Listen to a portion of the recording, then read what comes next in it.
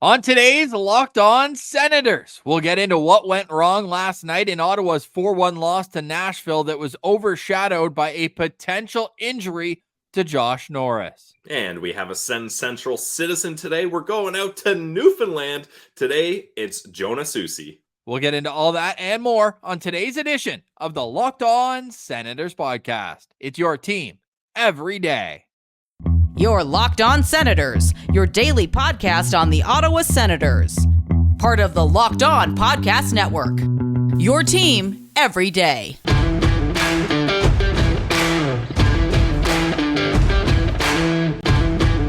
I'm Jake Sanderson, and you're listening to Locked On Senators podcast. I'm Tim Stützle, and you're listening to the Locked On Senators podcast.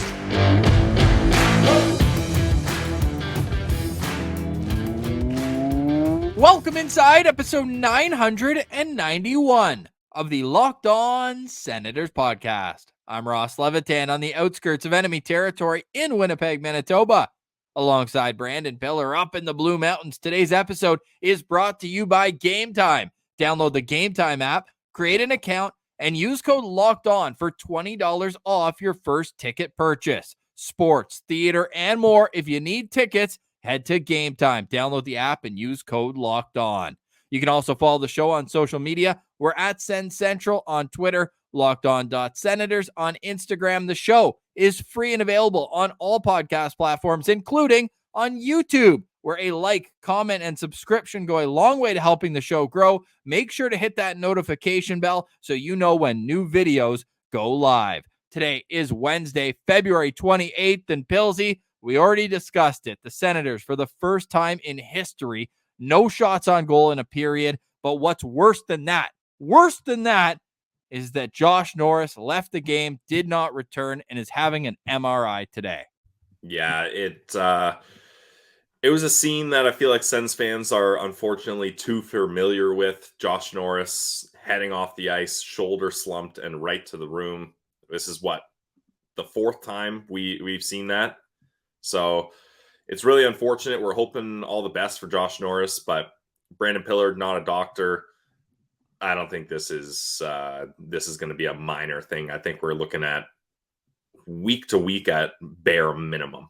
It's so unfortunate. Only played 6 minutes in the game before it was a collision behind the net where he was kind of reaching. It was kind of awkward in a sense where he was taking the inside lane to get around the net and kind of got bumped into the middle stanchion of the net and went down in a heap right away and did not return afterwards. He was starting to come around on the score sheet. I know there's obviously bigger things than him contributing on the point sheet when you're looking at his health and the fact that this would be his fourth shoulder injury, third to the left one, and I believe one to his right, going back to his days in college as well. But man, 16 goals, 14 assists for 30 points. He had 3 goals in 2 games and then hadn't had a point in the Washington game at the start of this back-to-back. But we're obviously thinking of Josh Norris, hoping things are all right. It certainly adds a dimension going into this next stretch where Ottawa has a back-to-back on Friday, Saturday, and then they head out west. So they're going to have to make a decision here soon with their cap situation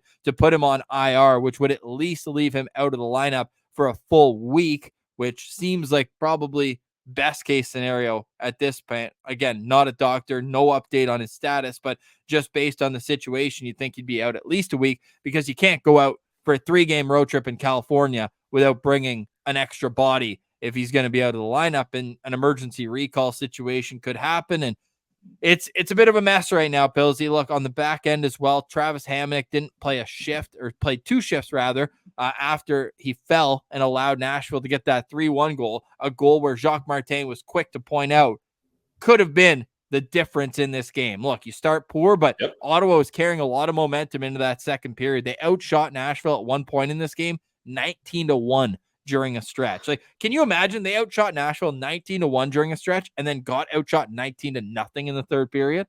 It's insane. And Ross, I was thinking more about that. Like, sure, not getting a shot on a period, like that's just mind-blowing to have that not happen.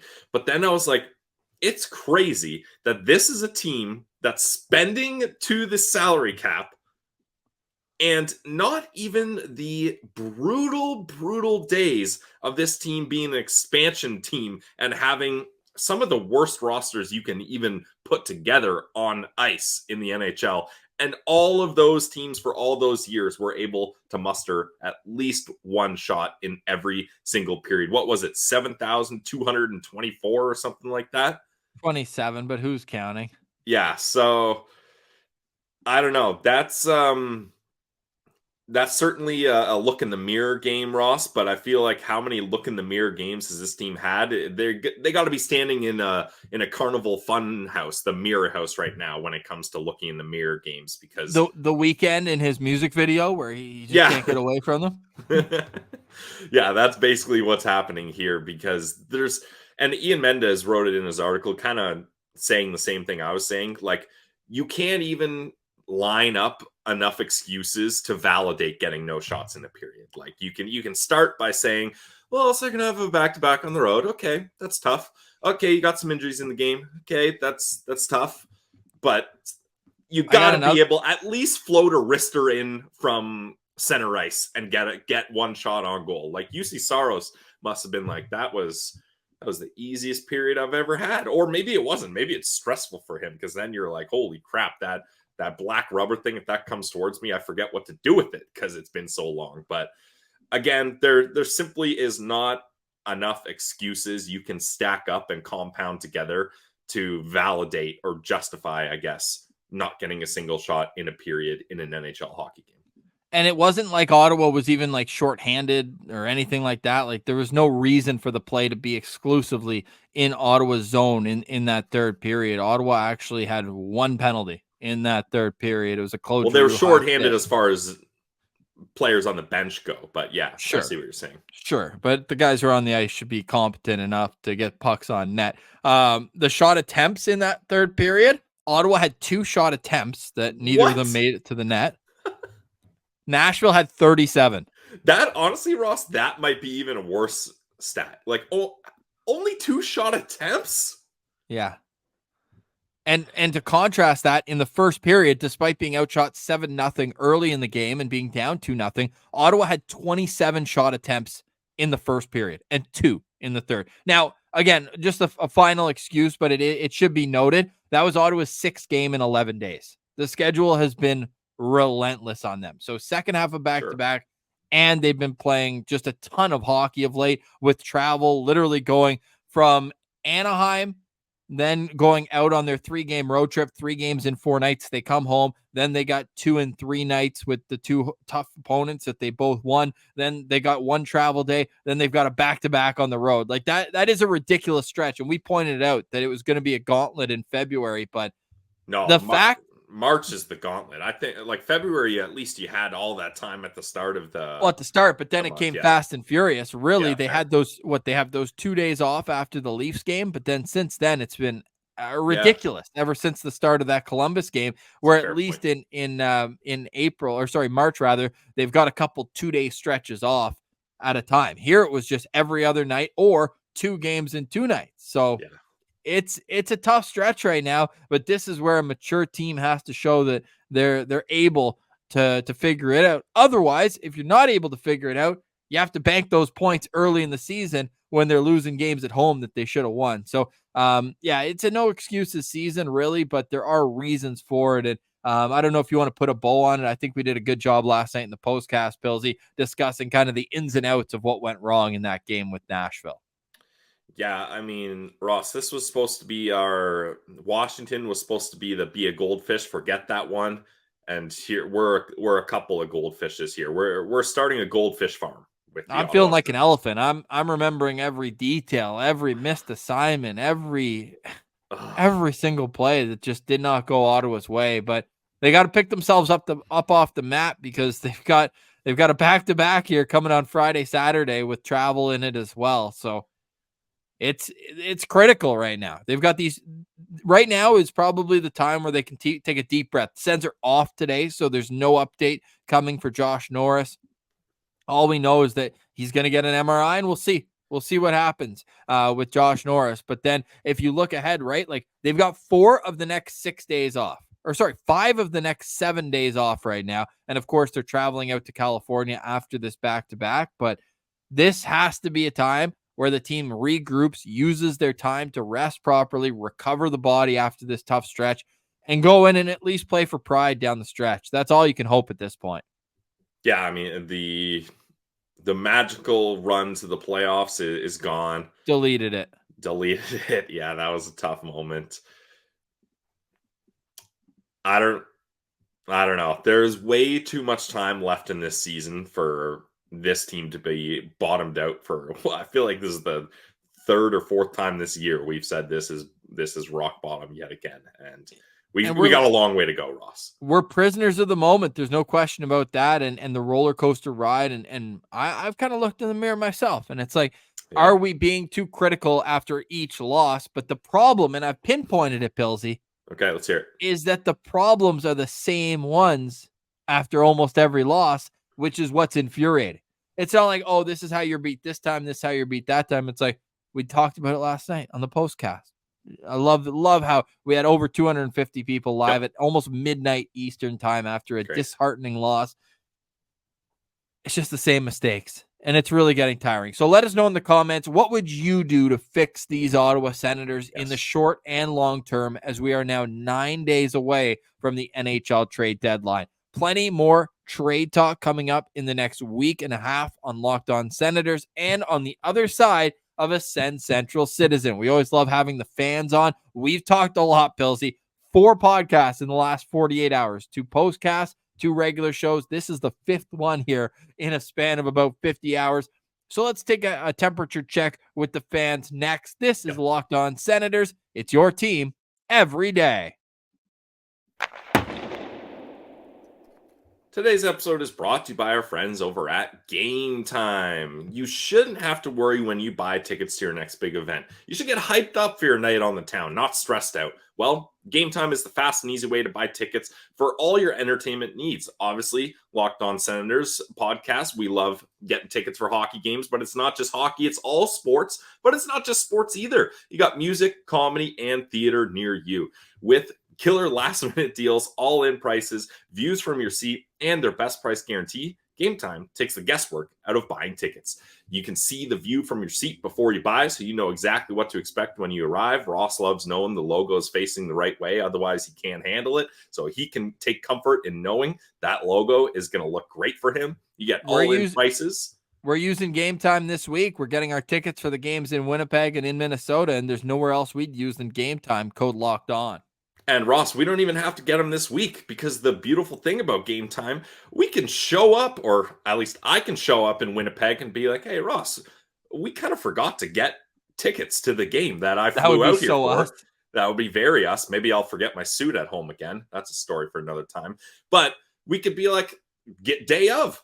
You know what? Let's go to this Jets Sens game and we can get tickets. We'll drive all the way to Minnesota and be like, oh yeah, we forgot about the tickets. Not a big deal, because with Game Time, you'll always get the best price. And in fact, if you find tickets in the same section of the row for less, Game Time is going to credit you 100%, 110% of the difference. So take the guesswork out of buying tickets with Game Time. Download the Game Time app, create an account, and use code LOCKED ON for $20 off your first purchase. Terms apply. Again, create an account, redeem code LOCKED ON, LOCKEDON, for $20 off. Download Game Time today. Last minute tickets, lowest prices guaranteed. Today's episode is also brought to you by FanDuel, the official sports betting partner of Locked On. You can get buckets with your first bet on FanDuel. It's also America's #1 sports book. Right now, new customers get $150 in bonus bets with any winning $5 bet. So if you win, you get $150 added to your account. You can use quick bets, same game parlays, exclusive props, and more. I always love going to the team point futures are fun, and the awards futures, because you can always see it as it progresses, how things change. And if you think a number gets to where you want it, bang, you can go hit that at FanDuel. You think someone other than Quinn Hughes is winning the Norris Trophy? Plus 280 at FanDuel. So you can always check those out. Use our link, FanDuel.com/lockedon. Make every moment more. Visit FanDuel.com/lockedon to get started today. It's FanDuel, the official sports betting partner of the NBA.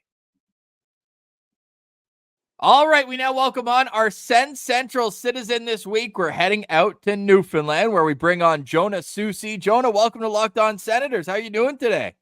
Great, guys. Well, given the circumstances of the past couple games, but happy to be on here. Excited for the opportunity. It was something I couldn't pass up. We're really excited to have you on. We want to get your thoughts heading into the trade deadline and what's gone wrong this season. But as we always start every SensCentral Citizen, how'd you become a Sens fan?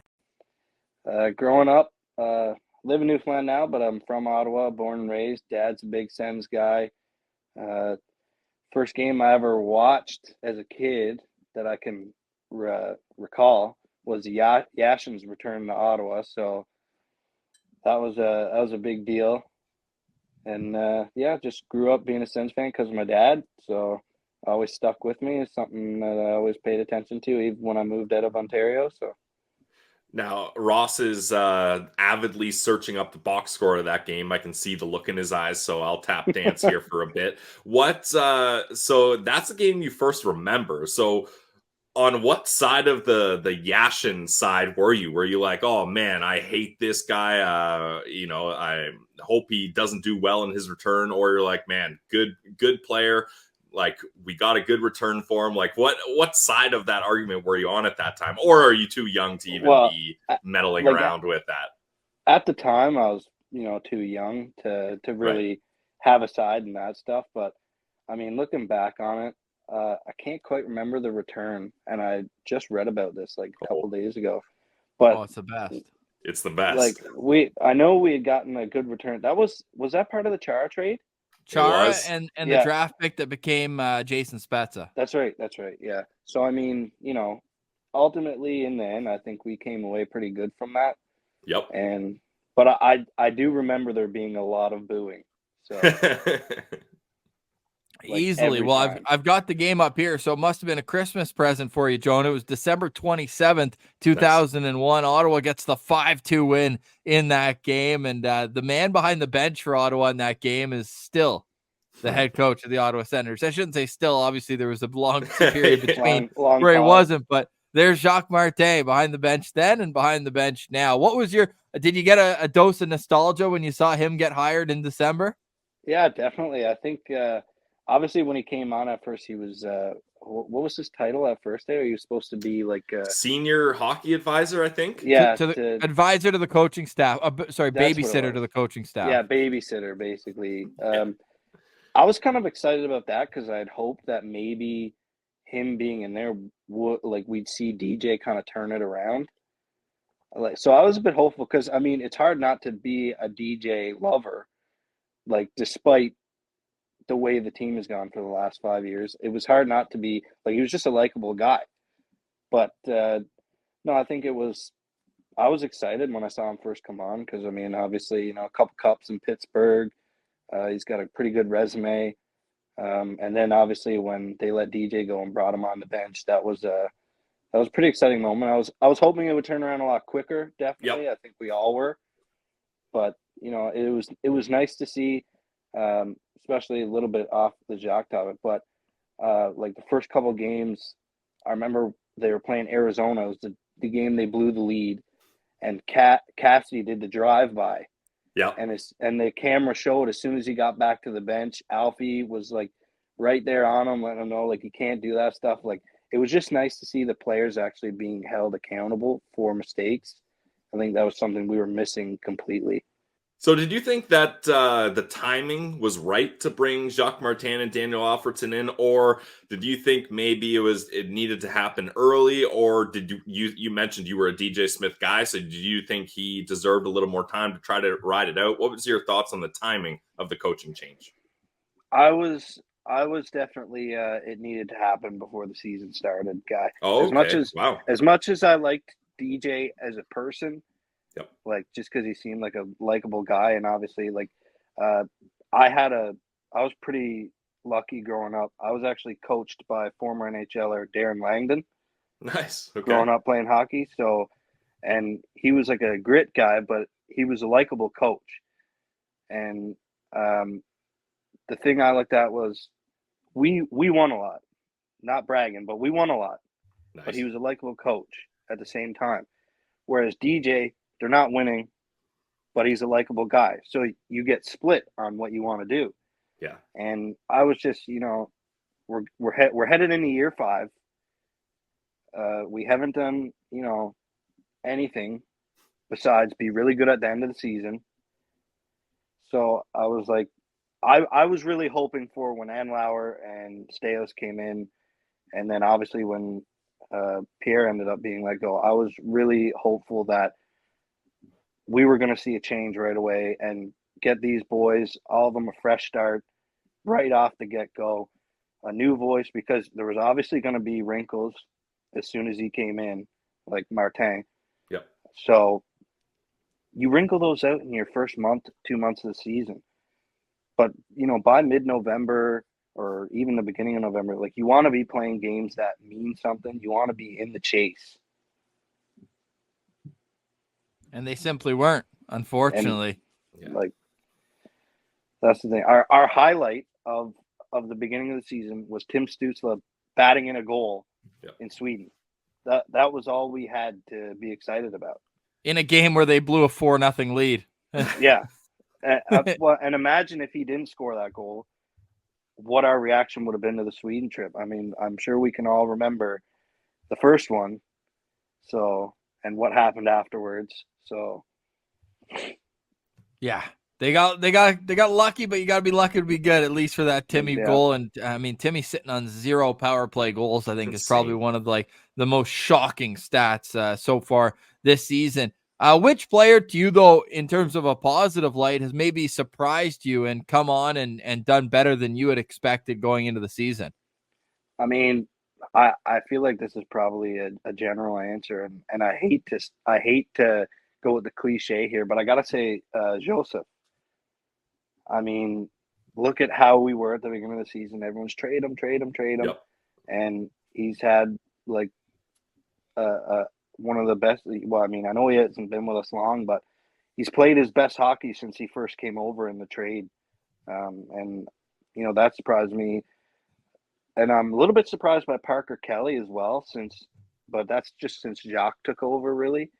But I think it's got to be Matty Joe. I mean, he definitely blew his expectations out of the water and kind of silenced the noise around him. So, yeah, it's crazy to think back. Like, and even hand up, I was this guy. We were talking about adding a sweetener with Matthew Joseph just to clear the cap space to sign Shane Pinto. Like, that is wild to think about now, looking back on that. But he's such an important part of this team. Like you mentioned, absolutely. He's bounced back and he's got the speed. He's a good penalty killer. He can play up and down the lineup. Now, where's your ideal place to play Matthew Joseph? Like, he's worked on a bunch of different lines. Where did you like him the most this season?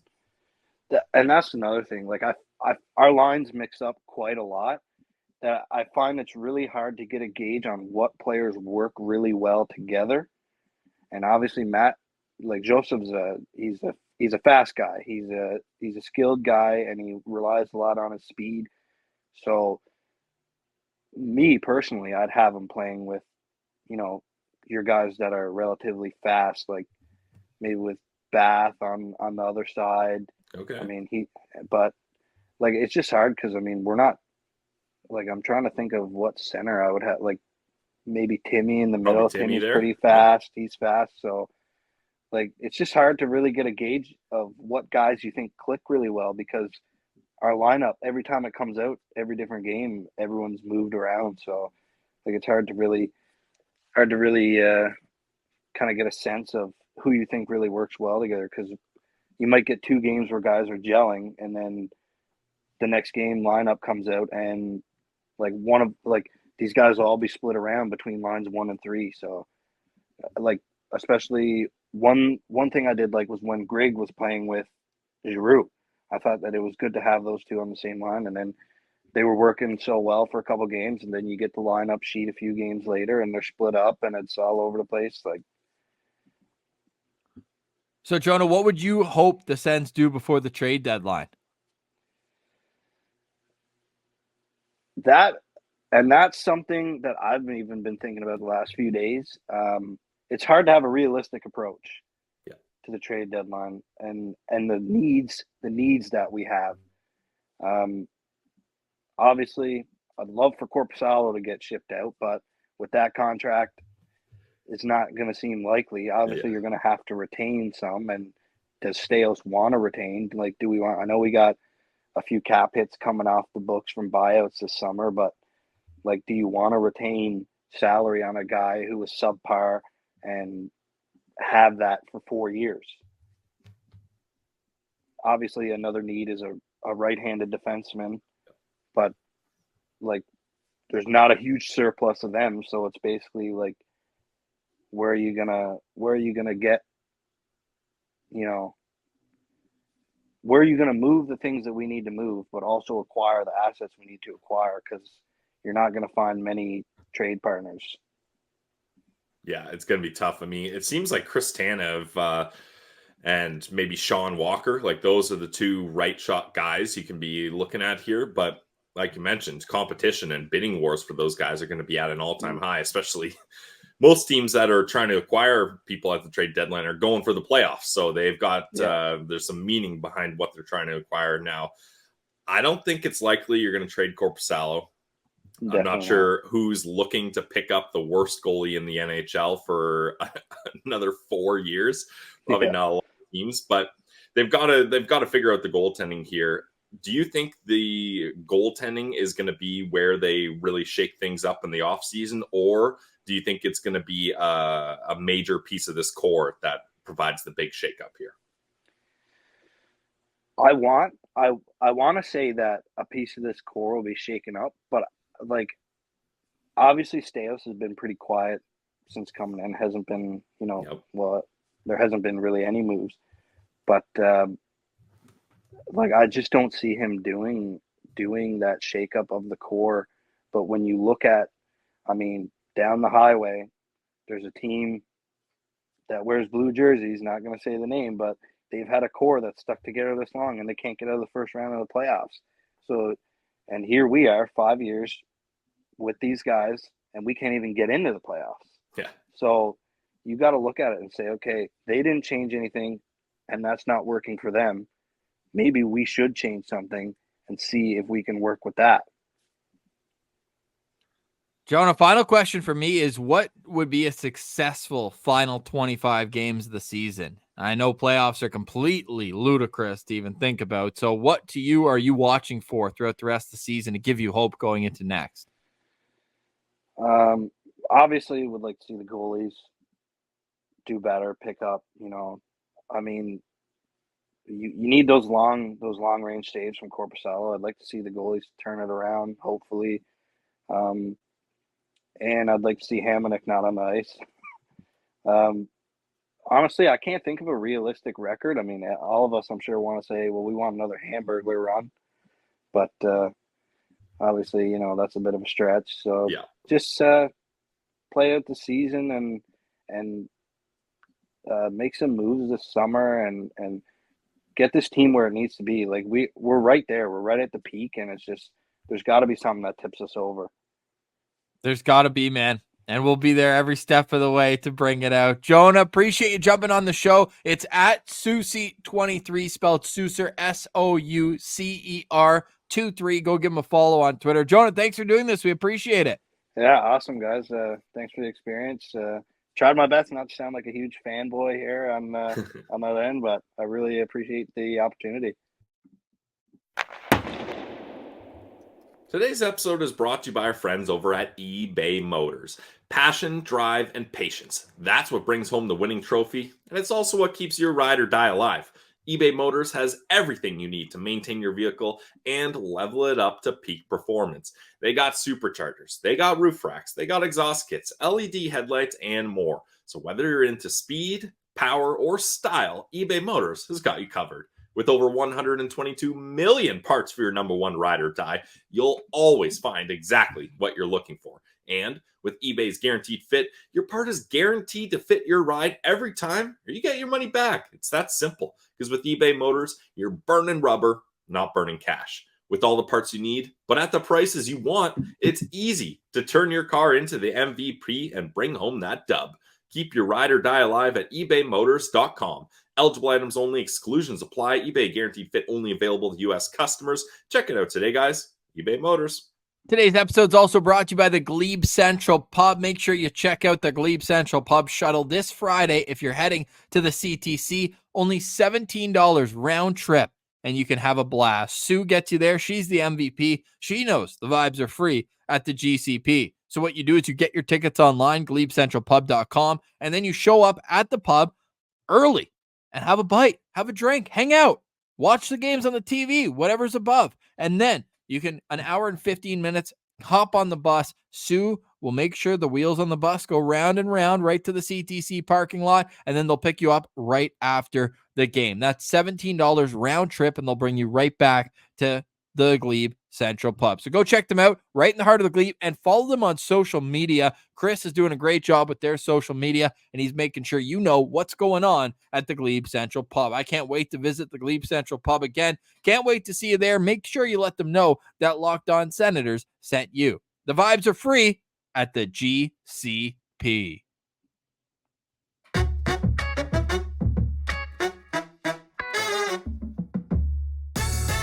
All right, Pilsy. So we are awaiting an update on Josh Norris. Tomorrow is a bonus day in life. It's a leap year. It'll be February 29th, but we've got a great show planned for you. It's going to come out a little bit later on in the day, but AHL All-Star and 20-goal scorer Angus Crookshank will finally get back on LOSP. Last we talked to a Crookshank, it was his brother. We haven't had Angus on since the summer, so going to be a really fun conversation with him, talk about his first taste of NHL action and how the boys in Belleville are looking at the stretch drive where they're finally making a bit of a push, and it's a game night for Belleville as well. So I'll be watching that game and looking forward to seeing how the boys are doing down there. Pillsy, the update though is that we're hopeful with Josh Norris. It sounds like we're hopeful, and that's all we can be. But if he is out for a long term, is it as simple as moving Ridley Gregg back to center and keeping a top 9 similar? Like, who's moving up? Are you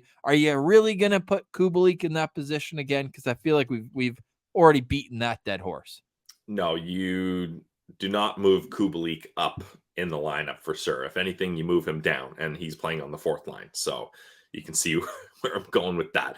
Yeah, I think, Ross, you put Ridley Gregg back at center. Maybe even get that line of Joseph, Greg, and Tarasenko going again. I thought that line was cooking before Shane Pinto came in, and they had to make a decision on who was going to move to the wing. Ultimately, it was really Greg moving to the wing. So I wouldn't mind trying that again, but it is unfortunate. We know how well this team kind of lines up when the roster is able to roll 3 lines like that, and Josh Norris allows you to do that. So it'll be interesting to see how they change things, because Jacques Martin wants to roll a 3-line system. Unfortunately, especially with how the 4th line is, you're not going to try to get them in the mix more. So it'll be interesting to see how Jacques Martin tries to figure this one out.